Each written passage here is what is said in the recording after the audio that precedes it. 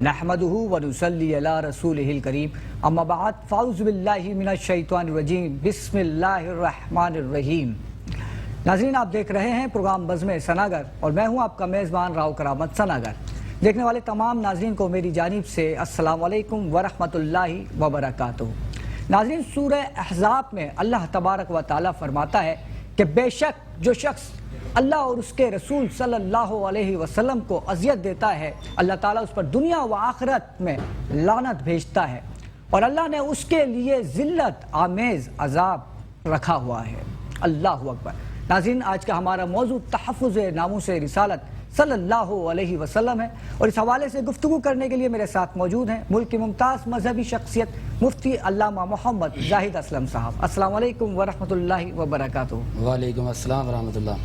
مفتی صاحب، آپ کو ہمارے پروگرام میں بہت بہت خوش آمدید اور آپ کی آمد کا بہت بہت شکریہ۔ جزاک اللہ سرکار، اللہ آپ کو خوش رکھے۔ اور آپ کے ساتھ موجود ہیں محمد نعمان رانا صاحب، جو کہ وائس چیئرمین ہیں تیسرا ٹاؤن ریئل اسٹیٹ ایجنٹ ایسوسی ایشن کے۔ السلام علیکم ورحمۃ اللہ وبرکاتہ۔ وعلیکم السلام۔ رانا صاحب، آپ کو بھی ہمارے پروگرام میں بہت بہت خوش آمدید اور آپ نے بلایا، مجھے بہت اچھا لگا آپ کے پروگرام میں۔ Thank you sir. اور آپ کے ساتھ موجود ہیں ڈولا اٹائر کے سی ای او، دولہ شاہ کے روح رواں جناب امجد دولہ صاحب۔ السلام علیکم ورحمۃ اللہ وبرکاتہ۔ وعلیکم السلام۔ امجد صاحب، آپ کو بھی ہمارے پروگرام میں بہت بہت خوش آمدید اور آپ کی آمد کا جزاک شکریہ۔ اللہ، آپ کی بلانے کا بھی بہت شکریہ۔ جزاک اللہ۔ اور آپ کے ساتھ موجود ہیں بلال دادا بھائی صاحب، مینیجنگ ڈائریکٹر ہے دادا بھائی فارما کے۔ السلام علیکم ورحمۃ اللہ وبرکاتہ۔ وعلیکم السلام ورحمۃ اللہ وبرکاتہ۔ آپ کو بھی ہمارے پروگرام میں خوش آمدید اور آپ کی آمد کا بہت بہت شکریہ۔ شکریہ کہ آپ اپنے پروگرام میں انوائٹ کیے۔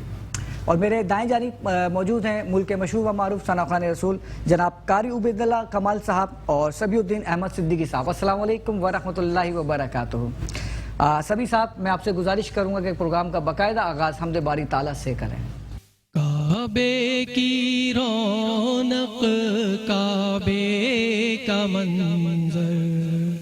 کعبے کی رونق، کعبے کا منظر، اللہ اکبر، اللہ اکبر،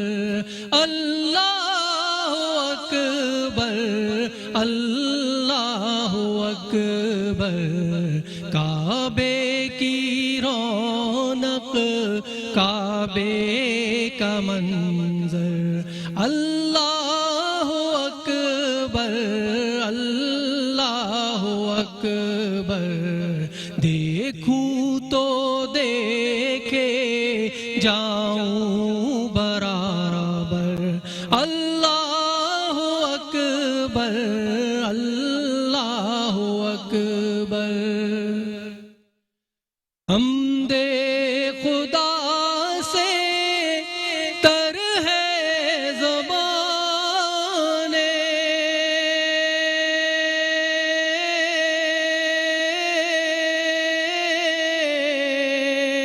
کانوں میں رس گھولتی ہے اذانیں، حمد خدا سے تر ہے زبان، کانوں میں رس گھولتی ہے اذانیں، بس ایک صدا آ رہی ہے برابر، اللہ اکبر، اللہ اکبر، اللہ اکبر، اللہ اکبر، کعبے کی رونق، کعبے کا منظر، اللہ اکبر، اللہ اکبر، تیرے کرم کی کیا بات مولا،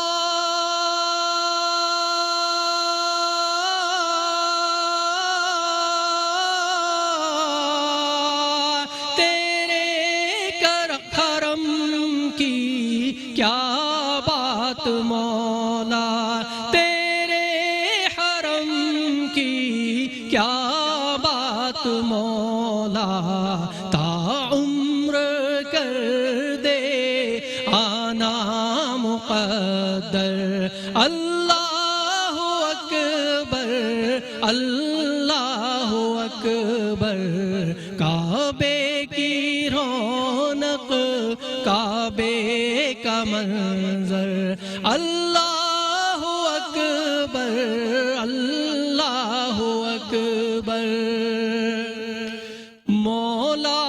سبھی اور کیا چاہتا ہے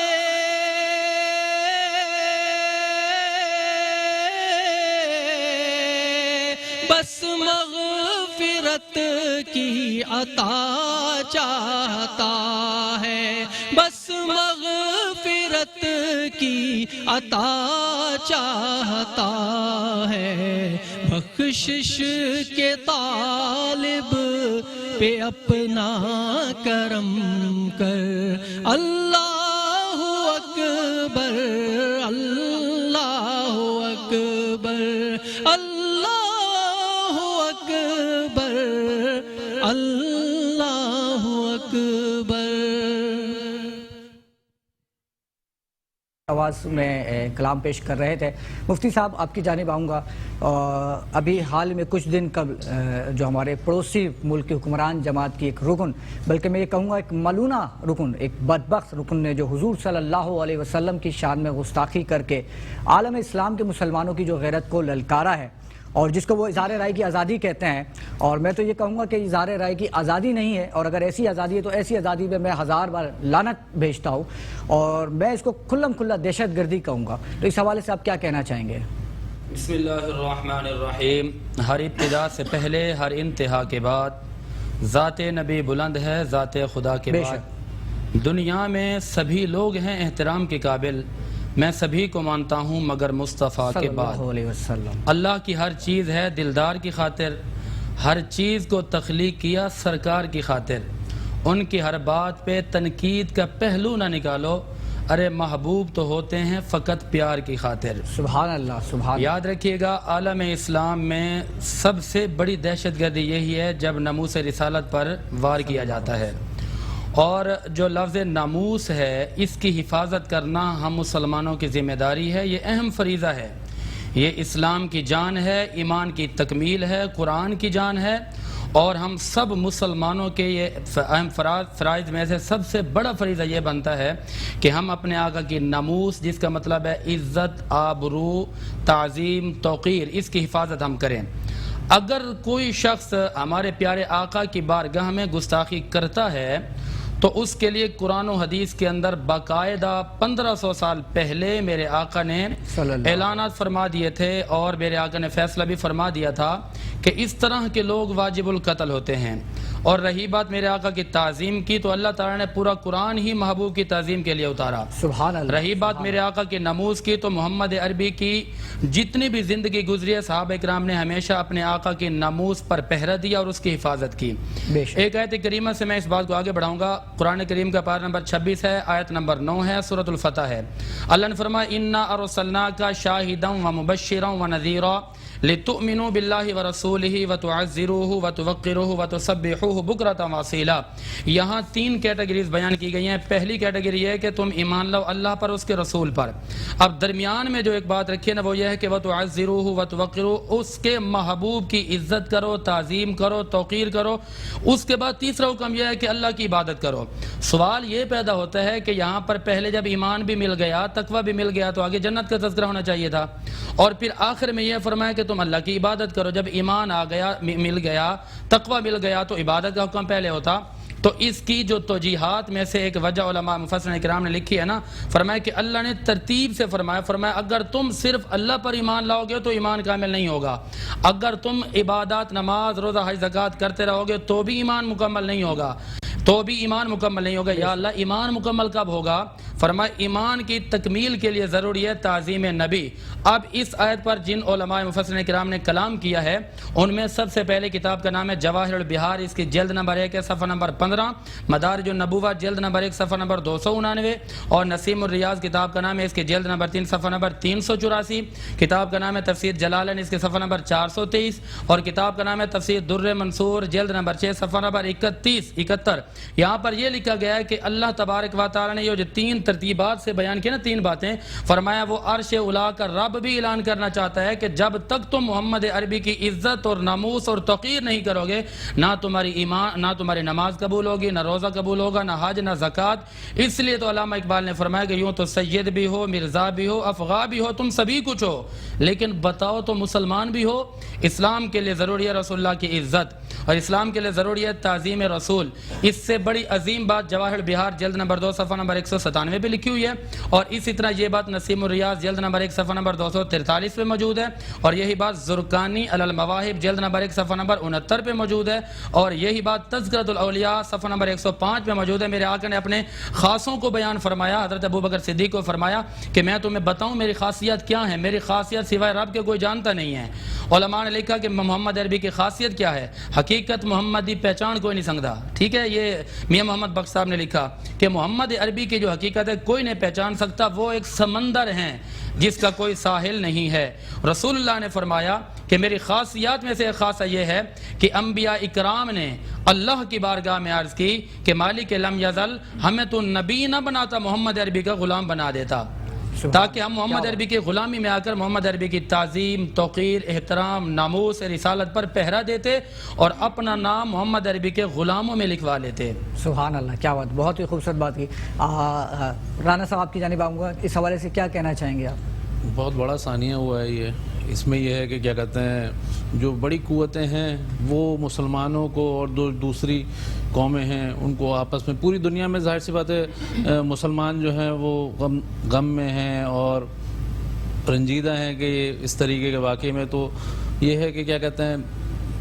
آپس میں لوگوں میں جو ہے جو اخلاق جسے کہتے ہیں کہ وہ تو بہت اچھا ہے مسلمان کا، مگر یہ کہ جب آقا کی بات آ جائے اور آقا کی بات پہ، حضور پاک صلی اللہ علیہ وسلم پہ جب کوئی بات آ جائے تو پھر کوئی مسلمان خاموش نہیں رہتا، پھر کوئی مسلمان خاموش نہیں رہتا۔ بالکل صحیح کہا۔ امجد اللہ صاحب آپ کی جانب آؤں گا، کیا کہنا چاہیں گے اس حوالے سے آپ؟ بسم اللہ الرحمن الرحیم۔ پہلے تو میں اس بات کی شدید الفاظ میں مذمت کرتا ہوں اور دل کی گہرائیوں سے اس کو برا سمجھتا ہوں، اور ہماری ایمان کا تقاضا بھی ہے کہ ہم اس کے خلاف جتنی حد تک بھی اپنے جذبات ظاہر کر سکیں کسی اور کو نقصان نہ پہنچاتے ہوئے، بالکل تو ہمیں کرنا چاہیے، کیونکہ ہماری زندگی میں ہمارے ماں باپ بھی، ہمارے اولاد بھی ہمارے لیے عزیز ہیں، لیکن وہ سب مطلب جو ہے نا حضور پاک علیہ الصلوۃ والسلام کی عزت ناموس کے آگے کچھ بھی نہیں ہے، اور اس نے جو مطلب حرکت کی ہے اس کو شدید ترین انشاءاللہ عذاب ہوگا۔ لیکن دنیا میں بھی کوئی اور پہلے بھی ایسے واقعات ہوئے ہیں جو ہم نے دیکھے ہیں کہ دنیا میں بھی ان کے ساتھ خطرناک ترین انشاءاللہ انجام ان کا ہونا۔ بے شک۔ اچھا، یہ بات آپ نے بہت خوبصورت کہی کہ احتجاج کریں لیکن کسی کو نقصان نہ پہنچائیں، جی، احتجاج سے کسی کو نقصان نہ پہنچے، یہ بہت خوبصورت بات ہے۔ جگہ جگہ پر مظاہرے بھی ہو رہے ہیں اس حوالے سے، اور مظاہرے ضرور کر رہے ہیں لیکن کسی کی ذات کو اس سے نقصان نہ پہنچے۔ بلال دادا بھائی صاحب آپ کی جانب آؤں گا، کیا کہنا چاہیں گے اس حوالے سے؟ سب سے پہلے تو میں اس بات کی بھرپور مذمت کرتا ہوں کہ جس طریقے سے یہ انڈین پولیٹکس نے جو کیا، یہ مسلمانوں کو آپس میں انہوں نے مسلمانوں کے اوپر اٹیک کیے، اور مسلمانوں کو پتہ ہے کہ بینگ اے مسلم ہم سب کا ایمان ہے کہ آپ صلی اللہ علیہ وسلم کے پر جان بھی قربان ہے، اور آپ صلی اللہ علیہ وسلم کے نام کی بے رحمتی ایسی ہے جیسے کہ آپ نے مسلمان کو مار دیا، جس کی میں اپنی طرف سے بے رحمتی کرتا ہوں، اور کہتا ہوں کہ جتنے بھی مسلم کنٹریز ہیں، جتنے بھی مسلم کنٹریز ہیں، ان سب کو چاہیے کہ وہ انڈیا کی طرف ایکشن لے اور بائیکاٹ کرے، اور ہمارے ملک کے اندر بھی پاکستان کی جتنی بھی پولیٹکس پارٹیز ہیں ان سب کو یہ چاہیے کہ وہ احتجاج کرائیں، احتجاج ریکارڈ کرائیں، تاکہ جو ہے انڈیا کو پتہ چلے کہ مسلمان کا پاور کتنا ہے اور مسلمان کتنے پاور میں ہے۔ بالکل، بے شک، بہت اچھی بات کہی کہ عالمی سطح پر بھی احتجاج ریکارڈ کرانا چاہیے۔ ناظرین، پروگرام میں وقت ہوا چاہتا ہے ایک چھوٹے سے بریک کا، ملتے ہیں ایک چھوٹے سے بریک کے بعد۔ پروگرام بزم ثناگر میں ایک بار پھر خوش آمدید۔ قاری عبید اللہ صاحب آپ سے ملتمس ہوں کہ سرکار صلی اللہ علیہ وسلم کے نذرانہ عقیدت پیش کریں۔ لب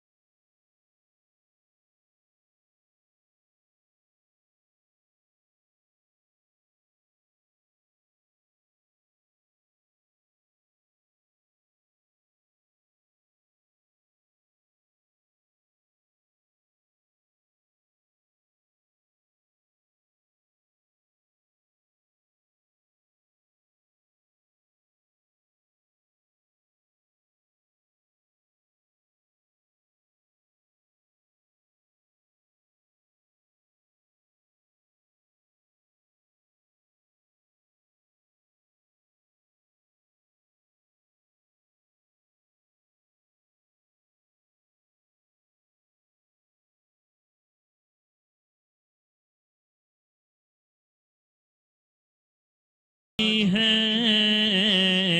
میرے نبی سے میرا رشتہ کل بھی تھا اور آج بھی ہے. ماشاءاللہ سبحان اللہ، کیا بات ہے قاری صاحب، اللہ تعالیٰ آپ کو سلامت رکھے. مفتی صاحب آپ کی جانب آؤں گا، میں آپ سے پوچھنا چاہوں گا کہ گستاخ رسول کی سزا قرآن و احادیث کی روشنی میں بیان فرمائیں. بسم اللہ الرحمن الرحیم. اس کے لیے سب سے بڑی سزا تو یہ ہے کہ قرآن کریم میں اللہ نے فرمایا کہ یؤذون اللہ و رسولہ، کہ جو اللہ کو اور اس کے رسول کو ایذا دے، ستائے، تکلیف دے،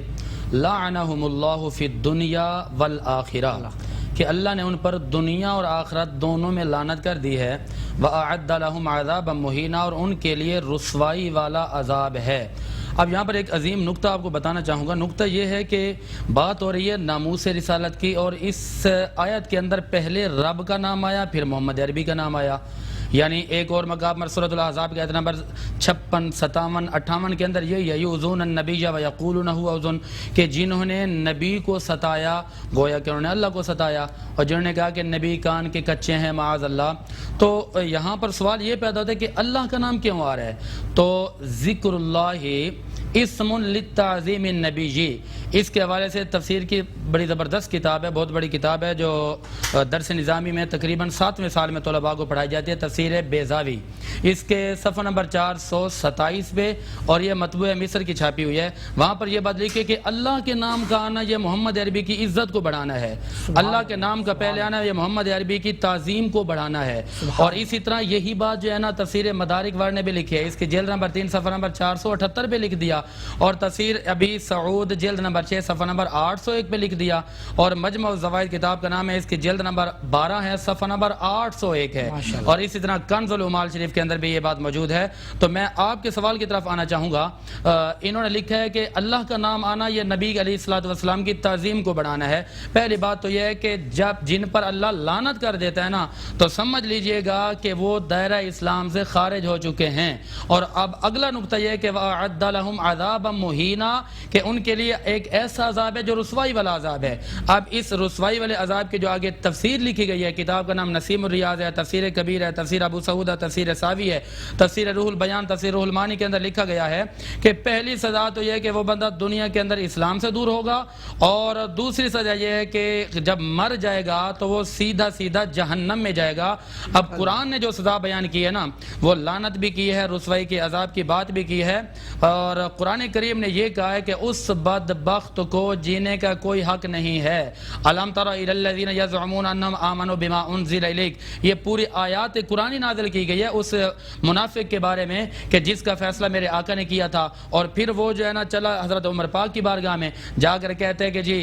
میرا فیصلہ کریں. تو وہ جو غیر مسلم تھا نا، اس نے کہا کہ یہ فیصلہ بارگاہ نبوی سے ہو چکا ہے. آپ نے فرمایا کیا فیصلہ ہوا؟ تو جواب دیا کہ رسول اللہ نے میرے حق میں نہ فیصلہ دیا ہے، اور یہ جو منافق ہے نا اس کے خلاف دیا ہے. تو وہ کہنے لگا جی یہ مجھے فیصلہ منظور نہیں ہے. تو حضرت عمر پاک رضی اللہ تعالیٰ عنہ نے، قرآن میں یہ بات موجود ہے، آپ گئے اور آپ نے اپنے کمرہ میں جا کر تلوار نکالی، اس کا سر تن سے جدا کر دیا، اور اس کے گھر والے رسول اللہ کی بارگاہ میں آ گئے. کہتے ہیں جی فَكَيْفَ إِذَا أَصَابَتْهُم مُّصِيبَةٌ بِمَا قَدَّمَتْ ثُمَّ جَاءُوكَ يَحْلِفُونَ، اے محمد عربی اللہ کی قسم یہ تو بڑا اچھا انسان تھا، آپ ہمیں اس سے قصاص لے کر دیں. رسول اللہ صلی اللہ علیہ وسلم کا جب دربار لگا، عدالت لگی، رسول اللہ نے عمر پاک سے پوچھا کہ عمر پاک بات کیا ہے؟ عرض کی یا رسول اللہ جب بات آئے گی نا آپ کی ناموس رسالت کی، جب بات آئے گی آپ کی تعظیم کی، جب بات آئے گی آپ کی گستاخی کی، تو عمر پاک کا فیصلہ یہ ہوگا کہ وہ اگر مگر دائیں بائیں نہیں دیکھے گا عمر پاک فوراً تلوار اٹھا کر کفار کا اور گستاخ کا سر تن سے جدا کر دے گا. اب میرے مصطفیٰ کریم خاموش ہو گئے. اب میں آپ کو یہ بات بتانا چاہوں گا کہ شریعت کس چیز کا نام ہے. اب اگر لوگ اس میں ذرا نرمیاں دیکھنا چاہیں، شریعت میرے آقا کے قول و فعل کا نام ہے، شریعت میرے آقا کی صورت سیرت کا نام ہے، شریعت میرے آقا کے بولنے اور خاموشی کا نام ہے، شریعت میرے آقا کے صحابہ کے کام کرنے کا نام ہے، اور شریعت اس چیز کا نام ہے جس کا میرے آقا نے حکم دے دیا، شریعت اس چیز کا نام ہے جس سے میرے آقا نے منع کر دیا، اور شریعت اس چیز کا نام ہے جس پر میرے آقا نے خاموشی کی. پتہ یہ چلا کہ عمر پاک کا اس گستاخ کا سر تن سے جدا کرنا یہ عین قرآن عین حدیث ہے. اور پھر کعب بن اشرف یہودی کے بارے میں رسول اللہ نے خود فرمایا حدیث پاک میں ترمذی میں موجود ہے, ابو داؤد میں موجود ہے, میرے آقا نے فرمایا کون ہے جو اس بدبخت کو قتل کرے. صحابہ اکرام نے قتل کیا, حضور کی بارگاہ میں آئے, رسول اللہ نے فرمایا کہ جن لوگوں نے اس کو واصل جہنم کیا ہے وہ لوگ محمد عربی کے بہت قریب ہو گئے ہیں, وہ لوگ اللہ کی رحمت کے طلبگار اور اللہ کی رحمت کے حقدار ہو گئے ہیں.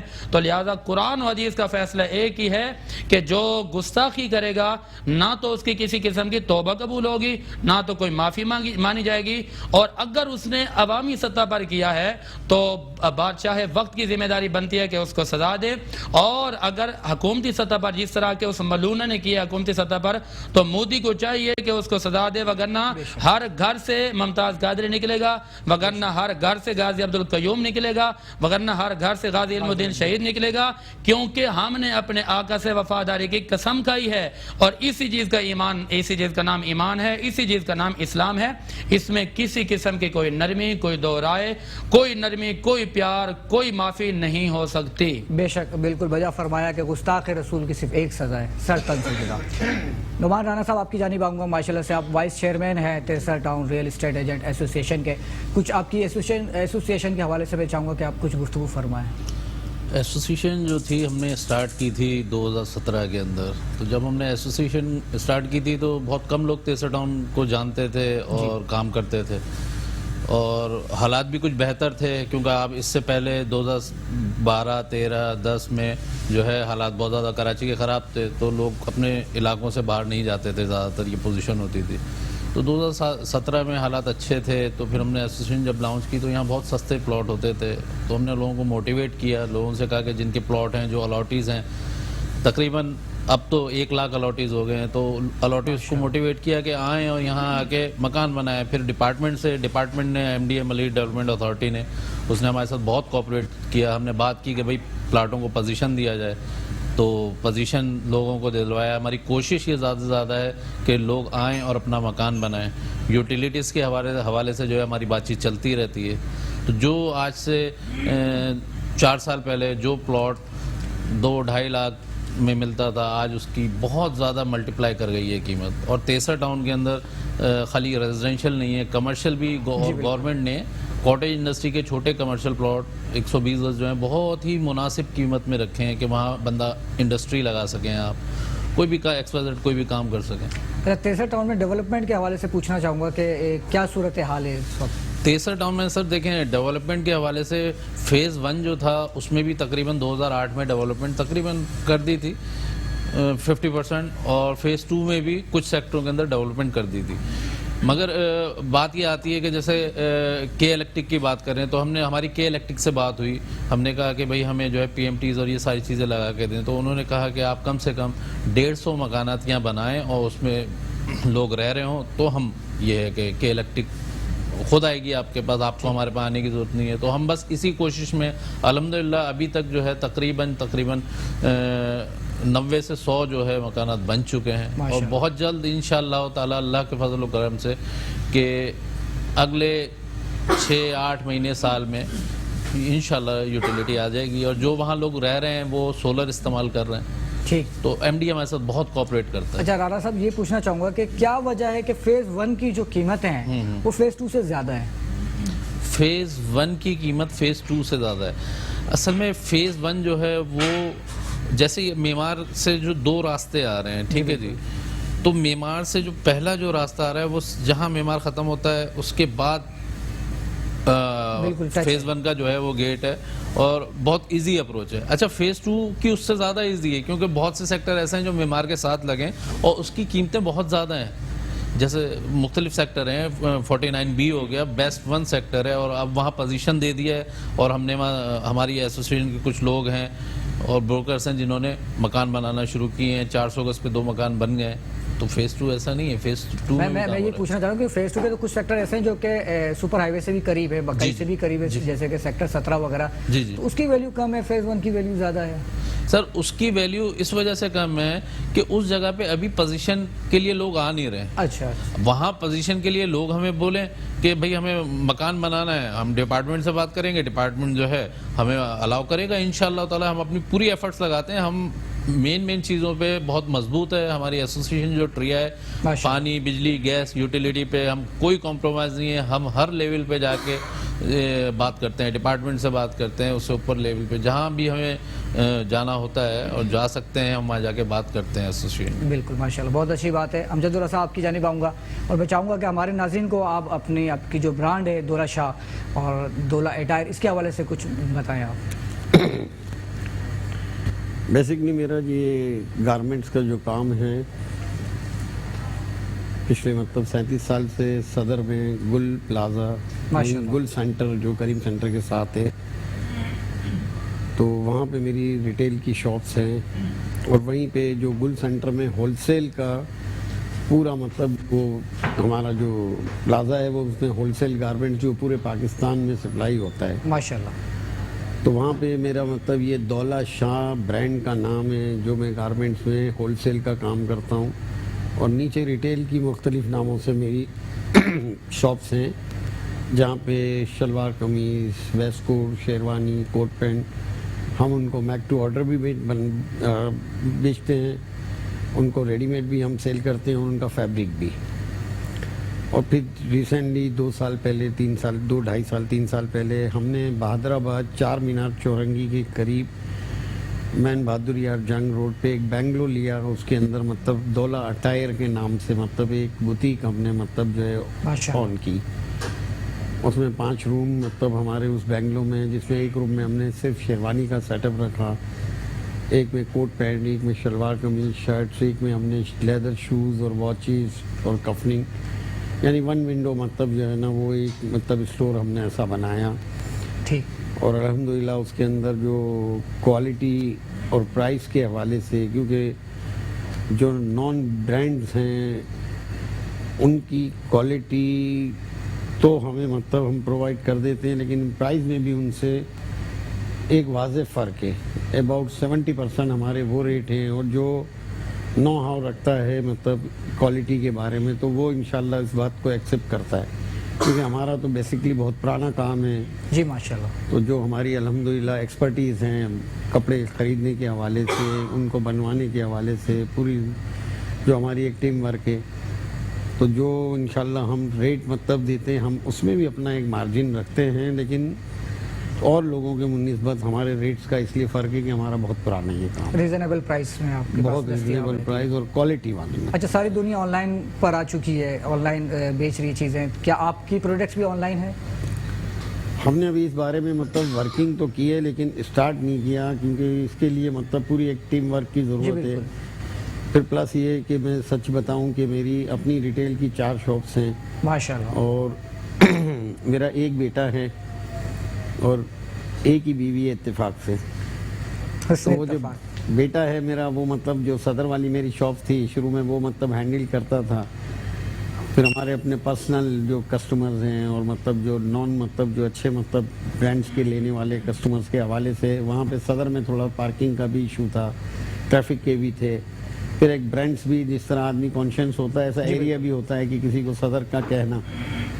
तो अब वो मेरा बेटा यहाँ आके मतलब इसको हैंडल कर रहा है। तो मैंने ऑलरेडी वहाँ पे 2 दुकानें अपनी जो हैं वो रेंट पे दे दी हैं, यानी मेरे पास, और मैं खुद प्रॉपर्टी का काम करता हूँ। माशाल्लाह, क्या बता, सारे प्रॉपर्टी वाले बैठे हैं अल्हम्दुलिल्लाह मतलब जो है, तो मैं मतलब उस पर इतना टाइम नहीं दे सकता हूँ, तो इस वजह से और इसी में माशाल्लाह हम जितना बिजी हैं और जितना मतलब अल्हम्दुलिल्लाह जो मतलब हम काम कर रहे हैं, अल्लाह ताला का मजीद बरकतें अता फरमाए। अल्हम्दुलिल्लाह। नाज़रीन, प्रोग्राम में वक्त हुआ जाता है छोटे से ब्रेक का, मिलते हैं ब्रेक के बाद। प्रोग्राम बज़्म सनागर में एक बार फिर खुश आमदीद। बिलाल दादा भाई, आपकी जानिब आऊँगा। माशाल्लाह से आप मैनेजिंग डायरेक्टर हैं फार्मा कंपनी के, तो मैं चाहूँगा इस हवाले से आप हमारे नाज़रीन को कुछ बताएं। मेरे दादा ने ये मेडिसिन का काम जो है वो स्टार्ट किया था 1972 से, और अल्हम्दुलिल्लाह इसके बाद मेरे वालिद साहब ने, मेरे चाचाओं ने, सब ने मिल के इसको एक बड़े अच्छे तरीके से ऑर्गेनाइज़ करा और हमने अल्हम्दुलिल्लाह 2017 के अंदर हम मैन्युफैक्चरिंग की तरफ आए और हमने जो है पाकिस्तान से बाहर भी मतलब एक बहुत अच्छे पैमाने के अंदर हमारी जो प्रोडक्ट्स की जो क्वालिटी है वो हम प्रोवाइड कर रहे हैं। इस वक्त मार्केट के अंदर जो प्राइस चल रहे हैं जिन आइटम्स के, अल्हम्दुलिल्लाह उन तमाम प्राइस से हमारे जो प्राइस हैं वो कम है اور کوالٹی میں یہ کہہ سکتا ہوں کہ شفا دینے والی ذات تو اللہ کی ہے بے شک، مگر ہمارے ہر ایک پروڈکٹ الحمدللہ وہ ہمارے اپنے گھروں پر بھی استعمال ہوتی ہے، دوست یار بھی لیتے کو بھی دیا جاتا ہے، اور ڈاکٹر بھی اس کو جو ہے ویری کانفیڈنٹلی اس کو جو ہے وہ لوگوں کو پریفر کر رہے ہوتے ہیں الحمدللہ۔ اچھا، آپ کی ویلفیئر ایسوسیشن بھی ہے ماشاءاللہ، اس حوالے سے میں چاہوں گا کہ کچھ بیان کریں آپ۔ میں الحمدللہ جام نگر بیواریہ میمن جماعت یوتھ آرگنائزیشن کا سینئر جوائنٹ سیکرٹری ہوں۔ اس کے علاوہ میری اپنی آرگنائزیشن ہے دادا بھائی فاؤنڈیشن، اور میں وائس چیئرمین ہوں United Memon social worker forum کا۔ یہ تمام جو اس میں جو کام کرنے کا جو اصل مقصد ہے، بینگ اے مسلم، جو میرا ایمان ہے اور میرے خیال ہر مسلمان کا ایمان ہے کہ خدمت سے خدا ملتا ہے۔ بے شک، خدمت جس نے خدمت کر لی اس نے خدا کو پا لی ہے۔ کیا بات۔ تو آپ اگر کسی آپ کی ذات سے کسی غریب کا فائدہ ہو جائے، کسی غریب کا کوئی آپ کی ذات سے کوئی بھلا ہو جائے، تو اور وہ آپ کے لیے ایک صدقہ جاریہ بن سکتا ہے۔ آج آپ دیکھیں کہ کتنی مہنگائی کا جو آدمی وہ اس کے لیے سروائیو کرنا بہت مشکل ہے، بالکل، کھانے پینے کی ہر چیز آپ دیکھیں کہ اس وقت ڈبل پرائزز میں ہو گئی ہیں، وہ سفید پوش آدمی کہاں جائے گا؟ تو الحمدللہ ہماری آرگنائزیشن جو ہے وہ ان تمام چیزوں پہ بہت زیادہ ایکٹیو کام کرتی ہے، وائٹ کالرز پہ بہت زیادہ اسپیشلی کام کرتی ہے۔ پھر اس کے علاوہ ہمارے الحمدللہ میڈیکل کیمپس لگتے ہیں، کافی مختلف جگہوں پر میڈیکل کیمپ لگتے ہیں، ایسے علاقوں میں جہاں پہ لوگوں کے پاس نہ کھانے کے لیے پیسے ہیں، نہ دوائیوں کے لیے پیسے ہیں، کسی چیز کے لیے نہیں ہے، وہاں پہ ہم اپنا میڈیکل کیمپ لگاتے ہیں الحمدللہ، اور کافی اچھا رسپانس ہمیں ملتا ہے وہاں پہ، اور کافی لوگوں کو اس سے فائدہ ہوتا ہے۔ تو لوگوں کی دعائیں جو ہے جس کی وجہ سے میں آج آپ کے شو میں بیٹھا ہوا ہوں، یہ لوگوں کی دعائیں ہیں جس کی وجہ سے میں آج اس مقام پر پہنچا ہوں۔ اچھا، آپ کا سیاسی جماعت سے بھی تعلق ہے، اس حوالے سے میں چاہوں گا کہ ہمارے دیکھنے والے ناظرین کو بتائیں۔ الحمدللہ میرا تعلق پاکستان تحریک انصاف سے ہے، اور پاکستان تحریک انصاف سے جو تعلق ہے یہ ایز اے شوق، میرے خاندان میں کوئی پولیٹیکل تو نہیں ہے، میں ایک واحد ہوں جو اپنے گھر پہ جس کا پولیٹیکل کی طرف شوق بڑھا، اور پاکستان تحریک انصاف جو جوائن کرنے کا جو اصل جو مقصد ہے کہ عمران خان کا ویژن ہے، جب عمران خان نے جب اس پاکستان تحریک انصاف جب بنائی تو انہوں نے دو باتیں کی کہ ایاک نعبد و ایاک نستعین، ایک بات انہوں نے وہ بہت اچھی کی، اور دوسری بات انہوں نے جو کی کہ سوائے میں اللہ کے سوا کسی کے سامنے نہیں جھکوں گا اور نہ ہی اپنے قوم کو جھکنے دوں گا۔ جب انہوں نے اسٹرگل کیا 22 سال بعد جب ان کو حکومت ملی تو انہوں نے اس قوم کو خوددار قوم بنایا۔ آپ دیکھیں کہ اس قوم کو یہ بتایا کہ یہ پاکستان ایک قوم ہے، پاکستان کا ایک وجود ہے، اور ہر جگہ الحمدللہ انہوں نے پاکستان کو ریپریزنٹ کیا ہے۔ سب سے بڑی چیز کیا ہے کہ انہوں نے پاکستانی ڈریس کو بھی ریپریزنٹ کیا۔ اگر آپ کہیں بھی ان کے جتنے بھی شوز آپ جتنے بھی ان کے ٹور دیکھیں تو جتنی دوسری پولیٹیکل پارٹیز کے جو ہیں وہ وہاں اپنے آقاؤں کو خوش کرنے کے لیے ٹائی کوٹ پہن کے جاتے ہیں۔ واحد عمران خان جو ہے وہ پاکستانی ڈریس پہن کر جو ہے ڈونلڈ ٹرمپ کے سامنے بیٹھا، پاکستانی ڈریس پہن کے جو ہے وہ ترکی گیا، جو اپنا روس گیا، اس نے اس چیز کو کرا۔ پھر دوسری چیز پاکستان تحریک انصاف جو ہے وہ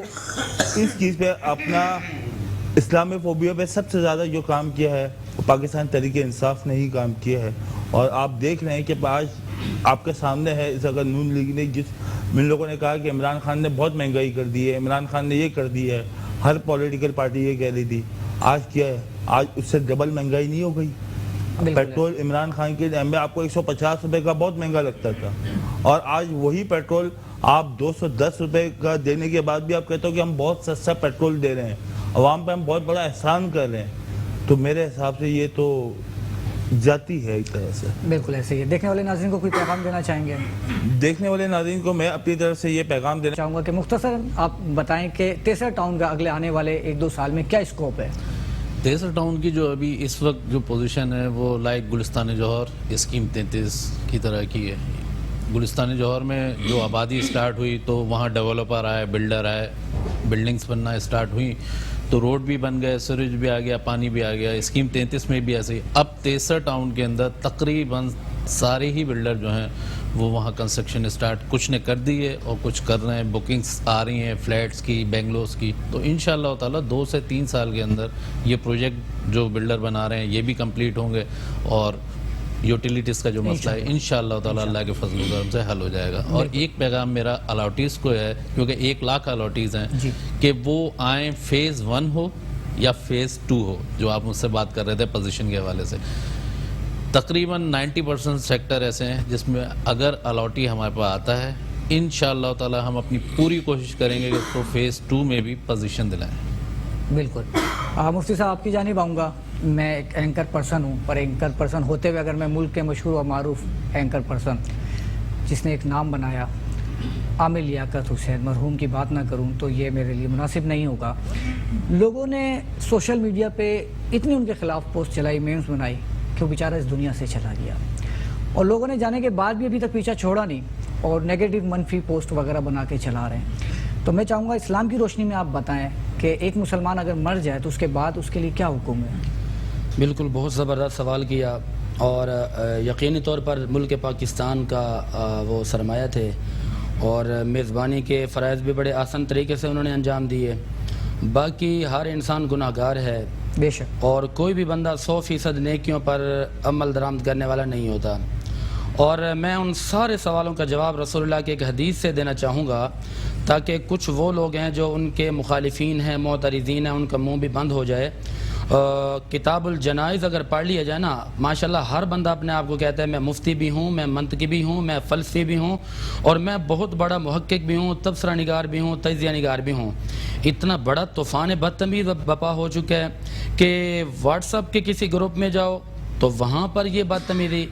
فیس بک پہ چلے جاؤ غلطی سے تو وہاں پر یہی معاملات. کوئی بندہ ان کی مخالفت میں نکلا ہوا ہے, کوئی ایک آدھ ان کی حمایت میں نکلا ہوا ہے. میرے آقا امام الانبیاء نبی پاک علیہ الصلوۃ والسلام نے ارشاد فرمایا کہ جو مسلمان اس دنیا سے پردہ کر جائے, دنیا سے انتقال کر جائے, یہ بھی نہیں کہنا چاہیے کہ فلاں مر گیا, یہ بھی بے ادبی والا لفظ ہے. میرا یہ ایک نظریہ ہے, کیونکہ ہماری تربیت ایسی نہیں ہے کہ بدتمیزی کرنا, غلیظ لہجہ استعمال کرنا. جو اس دنیا سے چلا جائے, ایک تو اس کے بارے میں یہ کہنا کہ انتقال کر گیا یا وفات پا گئے, اور دوسری بات یہ رسول اللہ نے فرمایا کہ جو اس دنیا سے انتقال کر جائیں ان کی برائیاں نہ کرو, بے شک ان کے پیچھے نہ پڑ جاؤ, ان کی کردار کشی نہ کرو, کیونکہ اگر وہ گناہ گار ہے تو وہ اللہ اور اس بندے کا معاملہ ہے. اگر اس نے حقوق اللہ میں کوئی زیادتیاں کی ہیں تو اللہ کو اس نے جواب خود جا کر دینا ہے. بھائی آج کسی کی قبر میں نہ میں جاؤں گا نہ آپ جائیں گے, اور اگر انہوں نے کوئی حقوق العباد کے کوئی معاملات چھوڑے ہیں تو وہ جانے اور وہ بندہ جانے. اور جہاں پر ملک پاکستان کے اندر بجائے اس کے کہ ان کو خراج تحسین پیش کیا جائے, خراج عقیدت پیش کیا جائے, اس طرح کے اپنے سوشل میڈیا کے لوگ بیٹھے ہیں, نوجوان نسل. میں نے خود دیکھا, میں خود بڑا پریشان ہو گیا کہ یار آپ کو ان کی 1-2 برائیاں تو نظر آ رہی ہیں, تو آیا کہ انہوں نے جو 1972 سے لے کر 2022 تک کا زمانہ پایا, آخر اس انسان نے کوئی تو نیکیاں کی ہوں گی, کوئی تو اچھا کام کیا ہوگا. اچھا آپ کون ہوتے ہیں کسی کے بارے میں یہ کہنے والے جی اس نے یہ کیا, اس نے وہ کیا, شادی کرنا کوئی جرم ہے؟ میں نے یہ دیکھا وہاں پہ کمنٹس پڑھے میں نے, اس میں لکھا جی اس نے تو شادیاں کی ہیں 3-3 4-4. تو بھائی قرآن نے حکم دیا فانکحوا ما طاب لکم من النساء مثنی وثلاث ورباع. آپ تم اللہ کے قانون کے خلاف جنگ کرو گے؟ بھائی اگر اللہ نے ان کو طاقت دی ہے 1 کریں, 2 کریں, 3 کریں, 4 کریں, اگر وہ بیک وقت 4 رکھ سکتے ہیں, چاروں مر جائیں یا چاروں کو چھوڑ دیا تو آگے مزید کر لے شادی. اس میں کون سی کا بات آ گئی, اس میں کون سی برائی آ گئی ہے؟ اب ہر بندہ منطقی ہے, ہر بندہ فلسفی ہے, بدتمیزیاں کر رہے ہیں مرحوم کے بارے میں, ان کے لیے دعائے مغفرت کرنی چاہیے, ان کے لیے صالح ثواب کرنا چاہیے, اور ان کی جو اولاد ہے, ان کا جو بیٹا ہے, اس کی بھی ذمہ داری بنتی ہے کہ جس طرح والدین زندہ تھے تو ان کے حقوق ہم پر تھے, اب اگر وہ دنیا میں نہیں رہے تو اولاد کی ذمہ داری بنتی ہے کہ صالح ثواب کرے, ان کے لیے نیکیاں کرے, ان کے لیے دعاؤں کا اہتمام کریں. باقی کسی مرنے والے کے لیے, انتقال کر جانے والے کے لیے اس طرح پڑ جانا, اس طرح مجھے ایک شعر یاد آ رہا ہے, وہ یہ ہے کہ جنہیں سلیقہ ہے تہذیب غم سمجھنے کا, جنہیں سلیقہ ہے تہذیب غم سمجھنے کا, انہی کے رونے میں آنسو نظر نہیں آتے, خوشی کی آنکھوں میں آنسوں کی جگہ بھی رکھنا, برے زمانے کا بھی پوچھ کر نہیں آتے. اور اگر یہاں پر میں یہ کہوں نا کہ عروج و زوال کا ایک باب بند ہوا, اس میں ہو سکتے کچھ لوگ میرے اس تبصرے